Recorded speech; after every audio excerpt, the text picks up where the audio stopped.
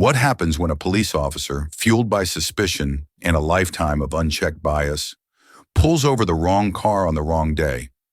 What happens when the man he throws against the hood in handcuffs isn't a suspect, but the most powerful man in the entire city? This isn't just a story of a mistaken arrest. It's a story about the chilling snap of cold steel on wrists, the deafening silence after a single sentence shatters a career, and the brutal, unforgiving karma that follows. Prepare yourself for a journey into a real-life drama where power, prejudice, and justice collide on a sun-baked street, leaving no one unchanged. The asphalt of Oakmont's 17th Street shimmered under the oppressive August sun.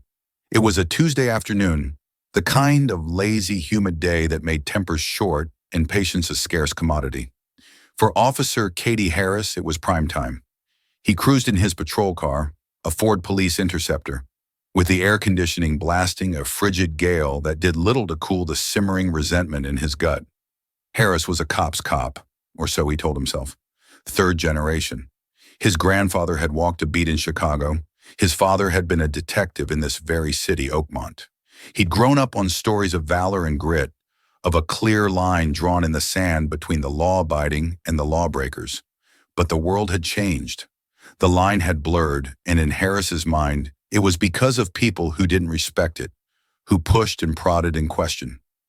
The 17th Street corridor was a perfect example. 10 years ago, it was a forgotten stretch of boarded-up storefronts and low-income housing. Now it was Sycamore Heights, a gentrifying battleground of artisanal coffee shops and minimalist condos sprouting up beside weathered brick tenements. For Harris, the change just meant new problems.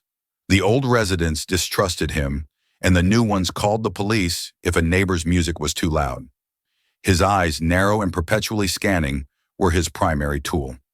He wasn't looking for active crimes so much as anomalies, things that didn't fit the picture he held in his head. A kid in a hoodie that was too nice for the area, a car that was too new. It was a gut feeling, he'd always say, a cop's instinct. That's when he saw it, a gleaming black Lincoln Navigator, impossibly clean, with tinted windows that seemed to drink the sunlight. It was parked legally in front of the construction site for the new community youth center. But to Harris, it screamed out of place. It was too much car for this neighborhood, too much money. Behind the wheel, a man was on his phone. He was black, dressed in a sharply tailored gray suit, no tie. He had a strong jaw, short cropped hair, and an air of calm authority. Harris watched him for a full minute. The man finished his call, tucked his phone away, and simply sat, looking at the half-finished structure of the youth center. Harris's partner, a younger, more by-the-book officer named Ben Chen, glanced over. "What's up, Katie?" "Check out the Lincoln," Harris grunted, his knuckles white on the steering wheel. 10-1, he's waiting for a drop. This is how they do it. Roll into a quiet street in a fancy ride to look legitimate, then the deal goes down. Chen squinted. "He's just sitting there. He's not bothering anyone." "Not yet," Harris retorted. The word "yet" was a cornerstone of his policing philosophy. Preemption. Stop the crime before it happens. You don't get a rig like that without cutting corners or selling product. Run the plate. Chen dutifully typed the license plate into his console. A few seconds passed. "Comes back clean, registered to the city of Oakmont. It's a municipal vehicle." This should have been the end of it. A city vehicle. It could be a department head, an engineer, a city planner. But Harris's instinct, now intertwined with stubborn pride, wouldn't let go. A city car? It only deepened his suspicion. A city employee using a taxpayer-funded luxury SUV to run a side hustle? It was a better story, a juicier bust. A city car, Harris sneered softly, a predator convincing himself of the hunt. Even better. Let's go have a chat, see what important city business he's conducting. He flicked on the light bar. The silent, strobing dance of red and blue lights splashed against the Navigator's tinted windows. The man inside didn't startle. He simply placed his hands on the steering wheel, visible and calm, and waited. For Officer Katie Harris, the trap was set. He was sure he had his prey. He had no idea he was the one who had just walked into it. He swung his door open, the humid air hitting him like a physical blow, and stepped out onto the hot, shimmering pavement. a man about to obliterate his own future. The man in the Lincoln lowered his window with a soft, electronic whir. The conditioned air from inside the car wafted out, a stark contrast to the oppressive heat of the street. Daniel Kingston watched the officer approach in his rearview mirror. He'd seen that walk 1,000 times. The slight swagger, the hand hovering near the firearm, the deliberate, almost theatrical stride designed to project absolute control. He felt a familiar weariness settle in his bones, a profound disappointment that felt older than he was. "Good afternoon, officer," Daniel said, his voice even and calm. He kept his hands at 10 and 2 on the steering wheel. He knew the script. He'd taught it to his own son. Officer Harris stopped just behind the driver's side door, forcing Daniel to crane his neck to see him. A classic power move. License and registration. It wasn't a request. It was a barked command. "Of course," Daniel said. "May I ask why I'm being stopped? I believe I was legally parked." Harris's eyes narrowed. The man's composure irritated him. He was used to nervousness, stammering, or belligerence. This calm confidence felt like a challenge. "I'll be the one asking the questions. License and registration, now." "Officer," Daniel said, his tone still level but now edged with a lawyerly precision, "I am not legally required to provide you with my identification unless you have reasonable suspicion that I have committed, am committing, or am about to commit a crime. Being parked in a municipal vehicle while black is not a crime. So I will ask again, respectfully, what is the reason for this stop?" The blood rushed to Harris's face. This was exactly what he hated. The lawyer speak, the questioning of his authority. In his world, compliance was demanded, not negotiated. "Reasonable suspicion?" Harris scoffed, leaning down, his face uncomfortably close to the open window. "My suspicion is that you're in a neighborhood where you don't belong, in a vehicle that doesn't fit, probably waiting to sell poison to this community." From the patrol car, Officer Chen was shifting uneasily. This was escalating fast. He could hear the clipped, aggressive tone in his partner's voice. This wasn't a stop. It was a confrontation. Daniel Kingston took a slow, deliberate breath. He could feel the anger, cold and sharp, rising within him, but he mastered it. Showing anger was a death sentence in these situations. "Officer, you are making a series of incorrect and frankly offensive assumptions. This vehicle is registered to the city because I work for the city, and I belong in this neighborhood as much as any other citizen. In fact, I'm here to review the progress on the youth center." He gestured towards the construction site. "It's a project I personally championed." Harris let out a short, derisive laugh. "You championed it? Sure, buddy. And I'm the Queen of England. I've had enough of this. Step out of the car." "I will not," Daniel stated firmly. "You have no legal basis to order me out of this vehicle." That was it. The final line had been crossed for Harris. The public defiance, the refusal to bend to his will, his training, his experience, everything twisted into a single, ugly impulse. "That's it. You're obstructing an investigation," Harris snarled, his hand now on the grip of his service weapon. He reached for the door handle. "Get out of the car now or I will remove you." "Katie, maybe we should just..." Chen started to say over the radio, but Harris ignored him. Daniel Kingston knew he had a choice. He could continue to assert his rights, a path that was righteous but, in this moment, physically dangerous. Or he could submit to the illegal demand of an officer who had clearly lost control. He made the calculation and decided, with a heavy heart, to comply for his own safety. He raised his hand slowly. "All right, officer. There's no need for this to escalate. I am stepping out of the vehicle." As he opened the door and stood up, his 6'2" frame unfolding from the SUV, Harris seemed to take his size as a further threat. Before Daniel could say another word, Harris grabbed his arm, spun him around, and slammed him against the side of the hot Lincoln. The impact knocked the wind out of him. The metal was scorching hot against his cheek. Harris twisted his arm brutally behind his back. "You wanted to do this the hard way," Harris grunted, breathing heavily with adrenaline and exertion. "You think you're smart? You think you're above the law?" Daniel's mind was a whirlwind of fury and disbelief. Decades of work, of fighting for a better, more just city, and here he was, being treated like a common criminal on a street he was trying to save. He felt the cold, metallic bite of handcuffs closing around his right wrist. "Officer," Daniel said, his voice strained with pain and indignation, "you are making the biggest mistake of your career?" Yeah, Harris spat, yanking the second cuff tight, the metal digging into Daniel's skin. "I've heard that one before. You have the right to remain silent."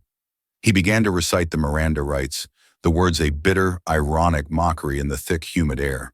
Officer Chen was now out of the car, his expression a mask of horror and panic.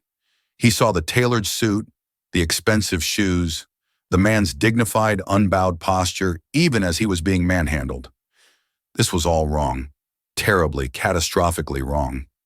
With Daniel Kingston's hands cuffed tightly behind his back, Officer Harris felt a surge of triumphant vindication. He had faced down a challenge to his authority and won. He had taken a smart mouth, as he would later describe it, and put him in his place. He pushed Daniel towards the back of the Navigator, preparing to search him. "Empty your pockets onto the hood," Harris commanded. Daniel remained silent, his jaw tight. The humiliation was a physical thing, a burning fire in his chest. He could feel the eyes of construction workers who had paused their labor, watching the scene unfold. A woman across the street was filming on her phone. He knew this moment would live on, regardless of the outcome. "I said, empty your—" Harris began again, but was cut off by Officer Chen, who had finally jogged over, his face pale. "Katie, hold on," Chen said, his voice low and urgent. "Just take a second. Look at him. We need to be sure about this." "I am sure," Harris snapped, not looking at his partner. He was focused on his captive. "This guy fits the profile. Resisting, obstructing. It's a good collar." "What profile is that, Officer Harris?" Daniel Kingston asked, his voice dangerously quiet. He turned his head slowly, his eyes locking with Harris's. The contempt and pity in his gaze were more potent than any shout. "The educated black man in a nice car profile?" "The acting like a criminal profile," Harris shot back, his confidence beginning to fray under the man's unshakable composure. "Now what's in your pockets? Let's start with your wallet." "ID." "My wallet is in my right jacket pocket," Daniel said. "You're welcome to retrieve it."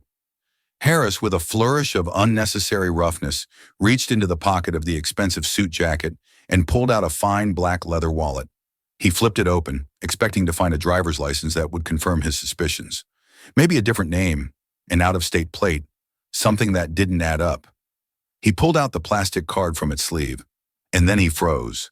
The entire world seemed to slow down. The distant sounds of traffic, the buzz of the construction site, the humid air itself, it all faded into a dull, roaring silence in his ears. His eyes were glued to the card in his hand. It wasn't a driver's license. It was a city-issued identification card. On it was the official seal of the city of Oakmont, and under the photo of the man he had just slammed against a car, the man currently in his handcuffs, were the words, "Daniel Kingston, Mayor, City of Oakmont." Harris's mind simply refused to process it. He read it again, and a third time. The name sounded vaguely familiar, but the title was impossible. It was a joke, a fake ID. It had to be. But it wasn't a cheap fake. It looked official, too official. His throat went dry. A cold sweat, entirely different from the sweat of the afternoon heat, broke out on his forehead and trickled down his temples. His triumphant smirk had vanished, replaced by a slack-jawed expression of pure, unadulterated panic. This is a joke," he stammered, the words barely a whisper. Daniel Kingston said nothing. He simply held Harris's terrified gaze. Chen, seeing the look on his partner's face, stepped closer. "Katie, what is it?" He looked over Harris's shoulder at the ID. His own blood ran cold. "Oh my God," Chen breathed out. "Oh my God, Katie." The ground had vanished from beneath Katie Harris's feet. He was in free fall. The man in his custody wasn't a drug dealer. He wasn't a smart-mouthed civilian. He was the chief executive of the entire municipality. He was, in the chain of command, Harris's ultimate boss. The man who appointed the police commissioner, who approved the department's budget, who held the fate of every city employee in his hands. Harris's hands began to shake uncontrollably. The wallet slipped from his numb fingers, and clattered onto the asphalt. He looked from the ID on the ground to the calm, resolute face of Mayor Daniel Kingston, and then at the steel handcuffs digging into the mayor's wrists. He had not just made a mistake. He had committed career suicide in the most spectacular and public way imaginable. "Mayor?" The word was a choked, pathetic sound. "Take the cuffs off me! Now!" Mayor Kingston commanded. Each word was a block of ice delivered without heat but with the crushing weight of absolute authority. Harris fumbled for the handcuff key on his belt. His usually deft fingers were clumsy, useless. The key clinked against the cuffs as he tried to find the lock. He couldn't get it in. His vision was blurring at the edges. "Ben, do it!" he croaked at his partner, his voice cracking. Officer Chen, looking like he wanted to be anywhere else on earth, quickly stepped forward. With trembling hands, he unlocked the handcuffs. The click of the mechanism releasing was the loudest sound Harris had ever heard. As the steel fell away from his wrists, Mayor Kingston brought his hands in front of him, rubbing the raw, red marks the cuffs had left behind. He never broke eye contact with the now crumpling Officer Harris. "Officer Harris," the mayor said, his voice still low but now resonating with the full power of his office. "You and I are going to have a conversation, but first, you will hand your badge and service weapon to your partner. You are relieved of duty, effective immediately." The 10 minutes that followed felt like an eternity. Mayor Kingston used his own phone to make 2 calls. The first was to his chief of staff, briefing her in clipped, precise terms. The second was a direct call to Police Chief Michael Donovan. The mayor's end of the conversation was chillingly brief. "Mike," he said, his voice a blade of cold steel, "I am on Sycamore Avenue. I have just been wrongfully arrested and assaulted by one of your officers, badge number 714, Officer Katie Harris. I want you here in 10 minutes, and I want the head of internal affairs with you. Do you understand?" There was a pause. The mayor listened, his face impassive. "No, Mike. You don't get to explain anything right now. 10 minutes. He hung up. Officer Harris was a statue of dread. He had complied with the mayor's order, handing his Glock and his badge to a bewildered Officer Chen. He was now effectively a civilian, standing on a public street, stripped of every symbol of his power. He looked hollowed out, the swagger and aggression completely drained from him, leaving behind a pale, shaking man. The woman across the street was still filming. He knew, with a sickening certainty, that his ruin was already being uploaded to the cloud. Chief Donovan, a veteran with a politician's understanding of disaster, made it in 8 minutes. 2 black sedans screamed to a halt, lights flashing. Donovan, a burly man with a face like a clenched fist, got out of the first car. He looked at the scene, the mayor rubbing his wrists, Officer Harris standing disarmed, and Officer Chen looking like a ghost. And his face went ashen. He knew this was a city-altering event. "Mr. Mayor," Donovan began, his voice rough with anxiety. I am so sorry. I don't know what to say." "Don't say anything yet, Chief," Mayor Kingston replied, cutting him off. "First, I want a formal statement from Officer Harris. Then I want Officer Chen's statement, separately. Your head of internal affairs can handle that. Now." The gears of the police department's damage control machine began to grind, but it was too late. The story was already loose. The woman's cell phone video, shaky but damning, was spreading through social media like wildfire. By the time Chief Donovan had escorted a nearly catatonic Harris into the back of a sedan, every news outlet in Oakmont had the story. The headline wrote itself: "Cop arrests mayor in apparent racial profiling incident." Back in the mayor's office an hour later, Daniel Kingston finally allowed the mask of composure to slip. He sat behind his large mahogany desk, his wife, Dr. Anya Sharma, a renowned surgeon, dabbing his wrists with an antiseptic wipe. "I'm fine, Anya," he said, though his voice was heavy with exhaustion. "You're not fine, Daniel," she countered, her touch gentle but her eyes blazing with a fierce anger he knew well. "This isn't just a scratch. This is an insult. To you, to this city, to every person who looks like you and has to live in fear of a man with a badge and a bad attitude. What are you going to do?" It was the question of the hour. His phone was vibrating nonstop with calls from city council members, community leaders, and the governor. The wolves were circling. Some smelled blood and weakness. Others smelled an opportunity for change.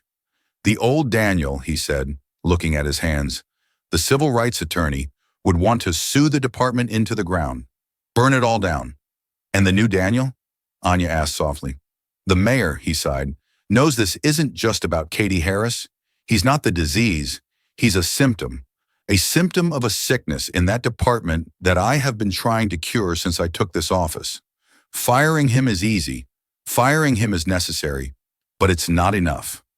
He stood up and walked to the large window overlooking the city square. The sun was beginning to set, casting long shadows. Harris's career is over. That's a given. The body cam footage will seal his fate. But if I make this just about punishing him, then nothing changes. Another Katie Harris will pop up next week, and the week after that. The system that created him, that trained him, that told him his instinct was more important than the Constitution, that's what has to be broken. A new resolve hardened his features. This wasn't a personal injury anymore. It was a public mandate. He had been given a gift in a way, a painful, humiliating gift. He now had the undeniable moral authority and the political capital to force through the sweeping, radical police reforms he had always dreamed of. The press conference was scheduled for 9 a.m. the next morning. Mayor Kingston would not just be addressing his illegal arrest. He would be declaring war on the status quo that made it possible. For Officer Katie Harris, the karma was just beginning. For the city of Oakmont, a reckoning was at hand. Katie Harris sat at his kitchen table, the silence of his suburban home more deafening than any siren.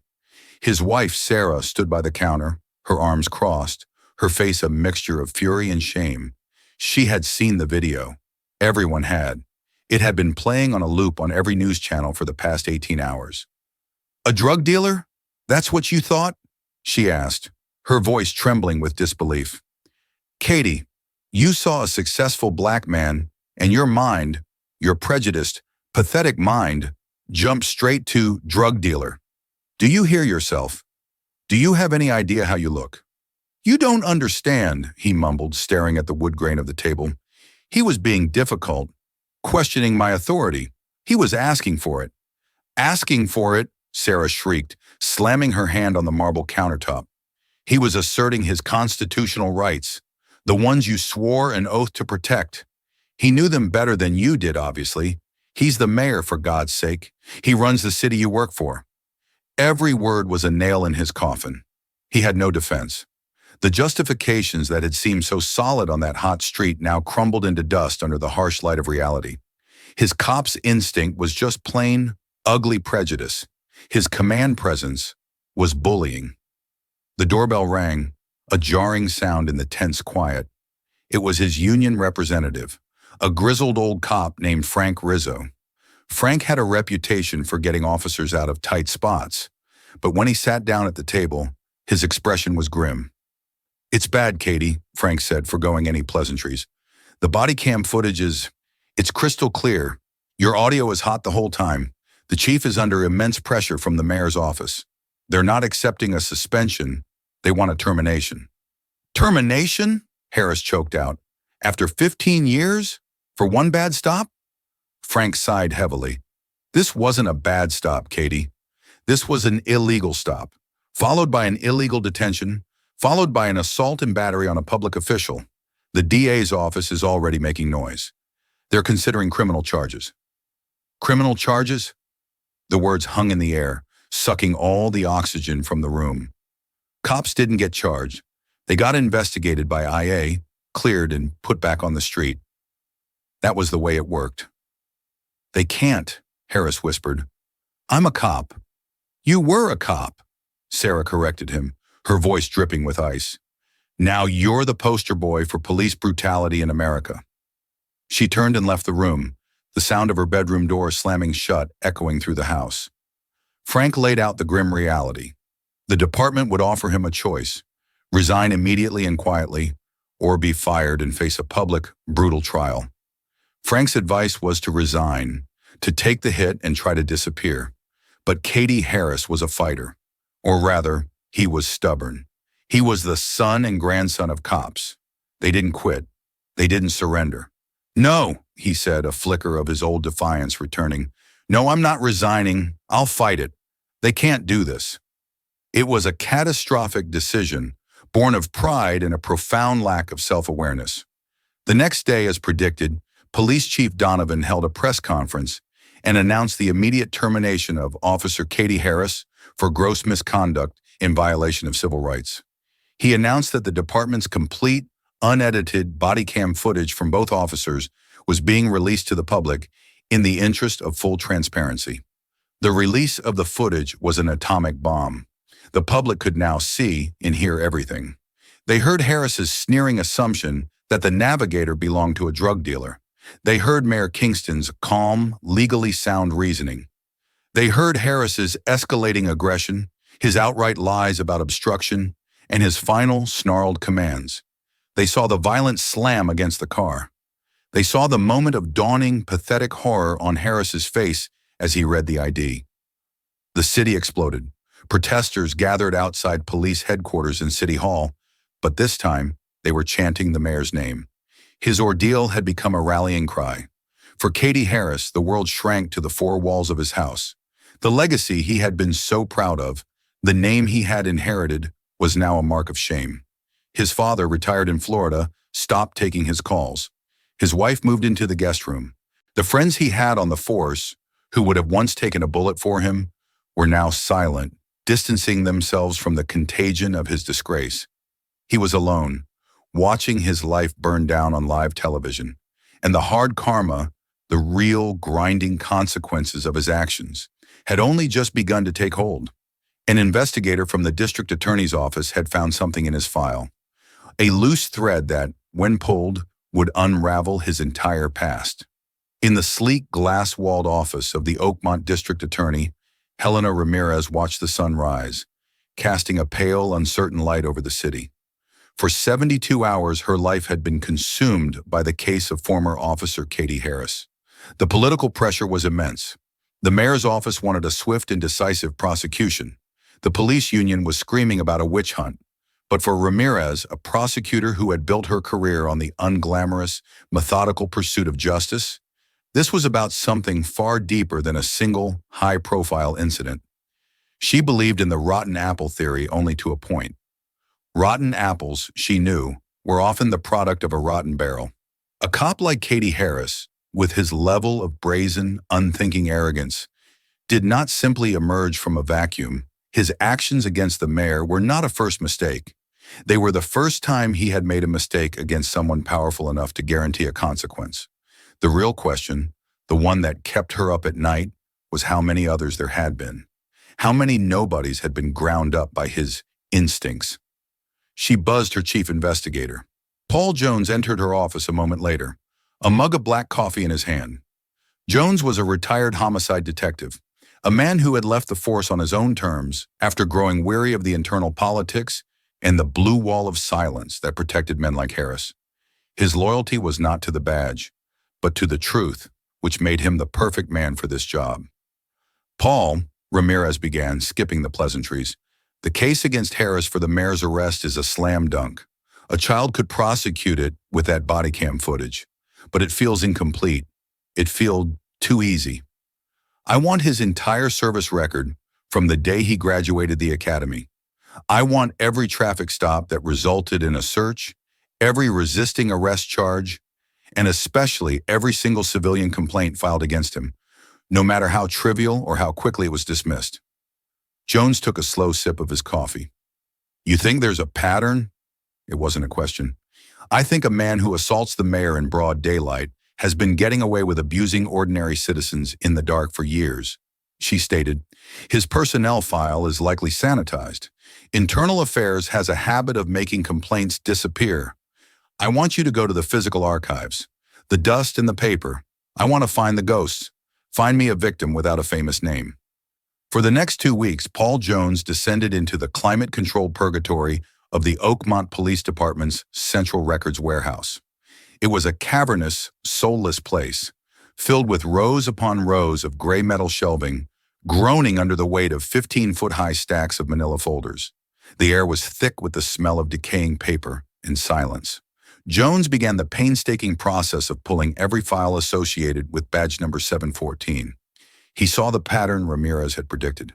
Harris's reports were a study in repetition, using the same tired, boilerplate phrases. Furtive movements, individual known to me from prior encounters, acted belligerent and uncooperative. It was the language of manufactured probable cause. He found nearly 24 civilian complaints, almost all from minority men, alleging everything from illegal searches to verbal abuse, and every single one ended with the same stamp.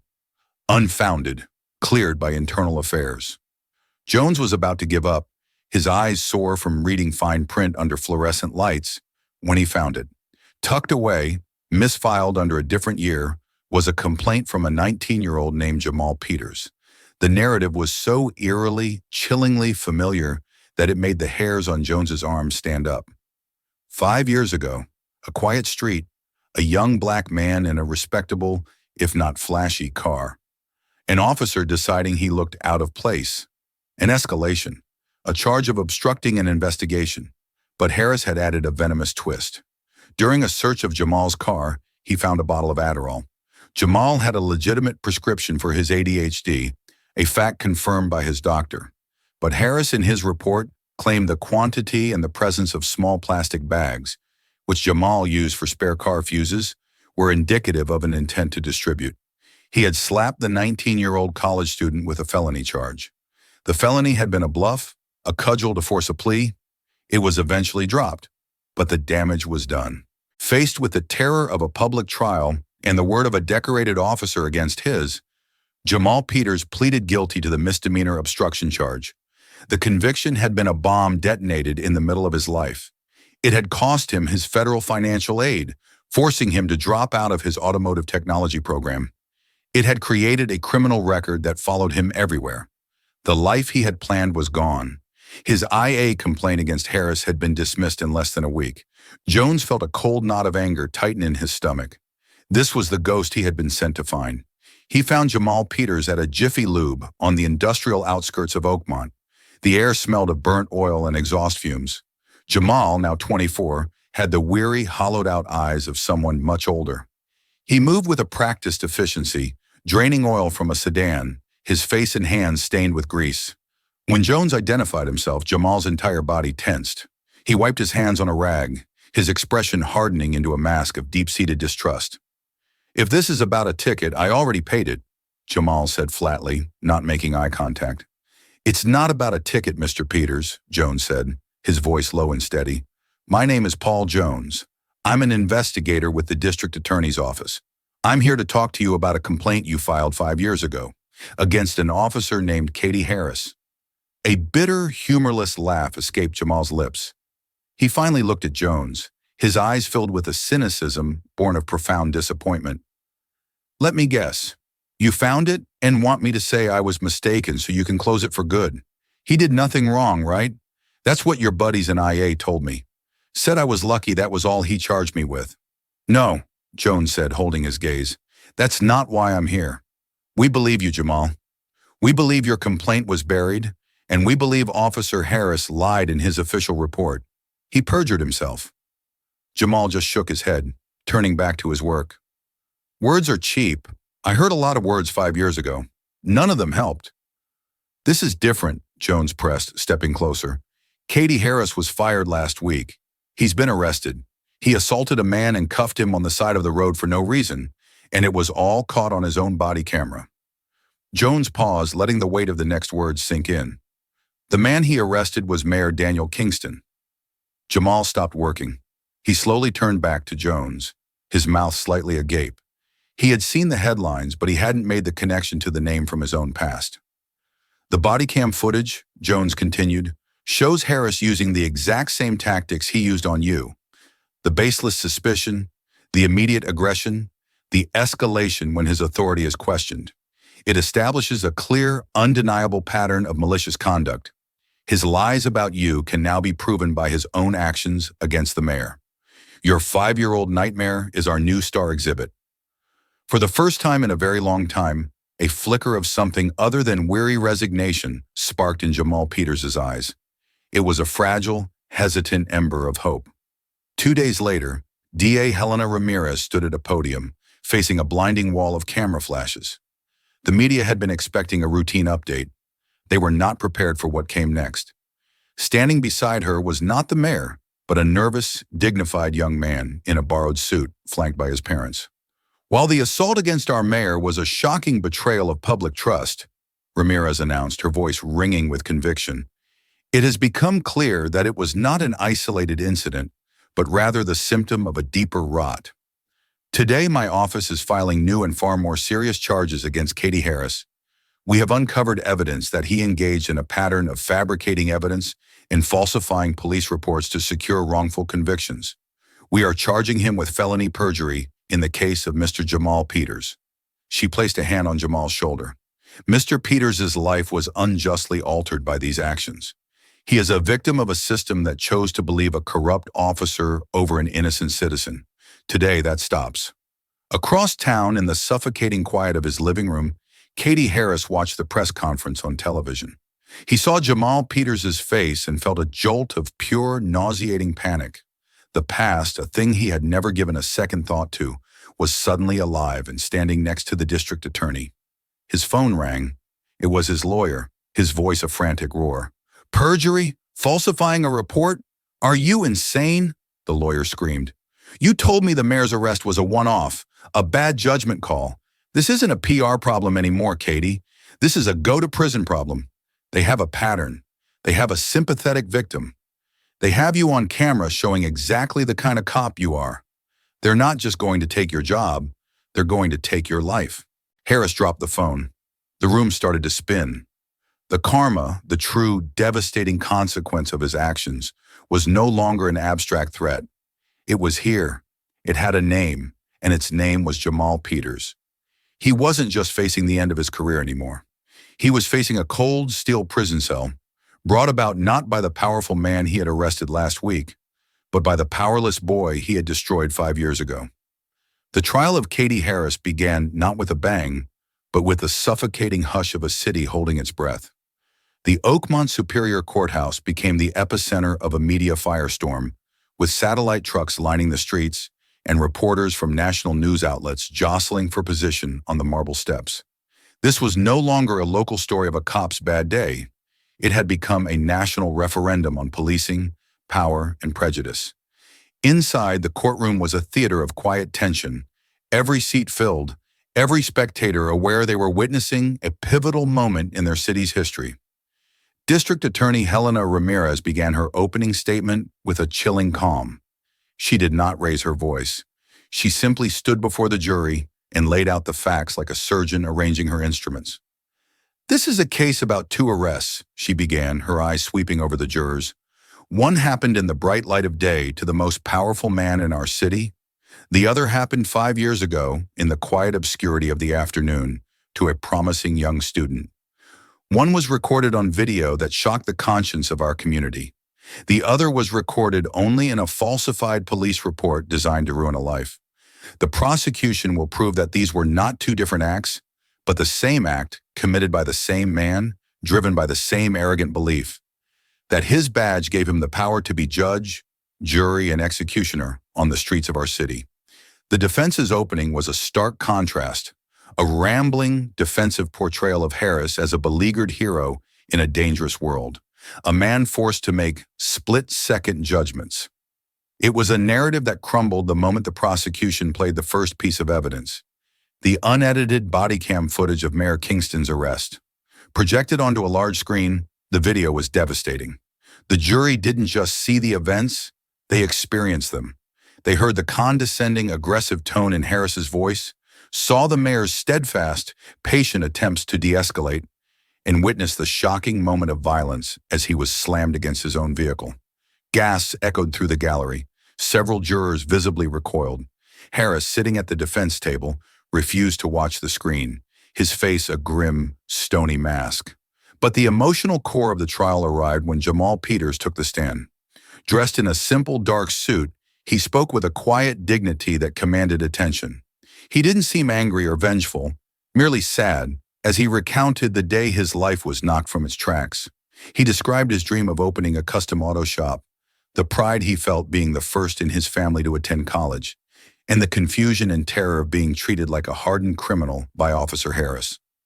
He looked right through me, Jamal said, his voice steady but laced with the memory of pain. It didn't matter what I said, that the car was mine, that my prescription was legal. He had already decided who I was. And when you're 19 and a man with a gun and a badge tells you who you are, part of you starts to believe him. On cross-examination, Harris's lawyer attempted to paint Jamal as a troublemaker.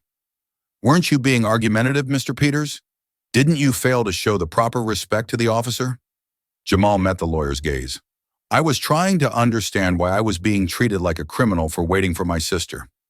I believe respecting the law also means the law has to respect my rights as a citizen. That's all I was asking for. The answer, delivered with such simple, unassailable logic, visibly deflated the defense attorney. The jury saw a victim, not an instigator. The prosecution rested its case. The defense's only hope was Katie Harris himself. It was a gamble they had to take, and one that backfired spectacularly. On the stand, Harris was his own worst enemy. Under direct examination, he was stiff and recited rehearsed lines about officer safety and the totality of the circumstances. But under D.A. Ramirez's surgical cross-examination, his composure cracked, and the raw, unfiltered arrogance that had caused this entire catastrophe came pouring out. So, a black man in a luxury vehicle in what you considered a high-crime area is automatically suspicious to you, Officer Harris? Ramirez asked. My training and experience told me to be aware, Harris snapped back. And your training told you that a legally parked citizen asserting his constitutional rights was obstructing an investigation? He was being a smart mouth. He was challenging my authority. Harris's voice rose, his face flushing with anger. It was a fatal admission. He wasn't policing a crime. He was policing a perceived slight to his ego. Ramirez pressed on, bringing up the Jamal Peters case. And I suppose Mr. Peters was also challenging your authority when you charged him with a felony for his own legally prescribed medication? I believed he was a dealer, Harris spat, and the court accepted his plea, didn't they? A plea he made under the threat of a felony charge you knew was baseless, Ramirez countered, her voice like ice. You held his future hostage to close an arrest, didn't you? By the end of his testimony, Harris was a red-faced, sputtering mess of self-pity and blame. He had shown no remorse, only resentment. He hadn't just lost the jury, he had repulsed them. The closing arguments were a formality. Ramirez summarized the mountain of evidence, concluding, Katie Harris betrayed his oath, he betrayed his city, and he betrayed the very idea of justice. Not once, but time and again, it's time for accountability. The jury agreed. After deliberating for less than 4 hours, they returned with a verdict. Guilty on all counts. The words fell like hammer blows in the silent courtroom. Katie Harris's face finally went slack with shock, the reality of his ruin crashing down on him. Across the room, Jamal Peters' mother quietly wept, her tears not of sorrow, but of long overdue relief. At the sentencing hearing a month later, Mayor Daniel Kingston rose to give his victim impact statement. He barely spoke of his own arrest. Instead, he turned to face the gallery, his eyes finding Jamal and his family. The true victim of Katie Harris's abuse of power is not standing here at this podium, the mayor said, his voice filled with a powerful solemnity. The crime against me was an anomaly, an attack on an office. But the crime against Mr. Jamal Peters was the norm, an attack on a person, on a future, on a dream. It represents the thousands of silent injustices that happen in the shadows, to those without the power to fight back. The greatest harm Mr. Harris caused was not the red marks he left on my wrists, but the permanent scar he left on a young man's potential. Therefore, any sentence rendered should not be for my sake, but for his. The judge, a stern woman known for her adherence to the law, clearly agreed. Before handing down the sentence, she looked directly at Harris. You were given a sacred trust, she said, her voice laced with contempt, and you used it as a weapon against the very people you swore to protect. You are a disgrace to your uniform. She sentenced Katie Harris to a term of 4 years in state prison, with no possibility of parole for the first two. As bailiffs came forward to take him into custody, he looked like a ghost, a hollowed-out man stripped of everything he once was. 2 weeks later, on a bright, clear afternoon, Mayor Daniel Kingston stood on the steps of City Hall. The crowd was different from the one at the courthouse. It was a mix of activists, city officials, families, and ordinary citizens, their faces filled with a cautious optimism. Standing proudly beside the mayor was Jamal Peters. "Today is not about closing a dark chapter," the mayor proclaimed. "It is about writing a new one. A conviction is an end, but reform is a beginning. For too long, we have relied on the good intentions of individuals within a flawed system. Today, we begin to fix the system itself." He held up a thick portfolio. "I am signing into law the most sweeping police accountability and reform package in Oakmont's history. It mandates a complete overhaul of our use of force continuum, establishes a truly independent civilian oversight board with subpoena power, and creates a conviction integrity unit within the DA's office to review past cases of potential misconduct." He paused, then smiled at the young man beside him. "And so, it is my profound honor to announce that this legislation will forever be known as Jamal's Law." The crowd erupted into thunderous applause. Jamal Peters stepped to the microphone, no longer the weary, cynical mechanic, but a poised and powerful symbol of resilience. "This can't give me back the dream I lost 5 years ago," he said, his voice clear and strong.